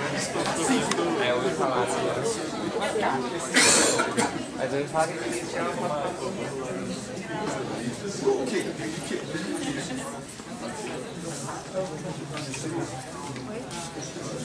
Qual a pergunta do Jeremias? Ela tá filmando.